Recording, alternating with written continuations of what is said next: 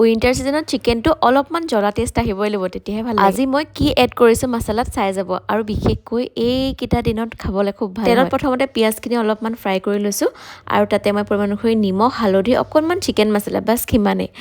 অলপমান মানে মছলাখিনি তেলতে ভাজি লৈছোঁ, আৰু ইয়াত এইটো মেইন ইনগ্ৰিডিয়েণ্টছটো হৈছে জিৰা, গোটা জিৰা, লগতে আদা, নহৰু আৰু শুকান জলকীয়া অলপমান সৰহকৈ, গোটেইখিনি ধুনীয়াকৈ এটা ফাইন পেষ্ট কৰি ল'লোঁ, আৰু পিঁয়াজৰ লগতে ভাজি ল'লোঁ।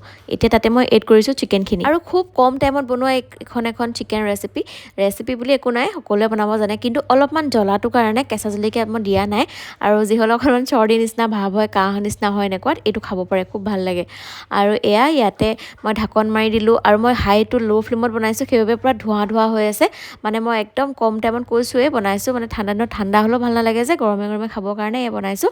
আৰু মই আধা ফালহে বিলাহী দিছোঁ, মানে বিলাহী টেঙা টেষ্টটো জিভাত লগা নাই, অকণমান মছলাটো কাট খাবৰ কাৰণেহে এনেকৈ দিছোঁ মই বিলাহীটো, আৰু দি ঢাকন মাৰি ৰাখি দিলোঁ। আৰু এয়া দেখিছেনে খুব ধুনীয়াকৈ হৈ গৈছে গ্ৰেভিটো, লগতে অকণমান গৰম মছলা এড কৰি দিলোঁ, বাছ হৈ গৈছে। আপোনালোকে যদি ভাল লাগিছে এটা শ্বেয়াৰ কৰি যাব।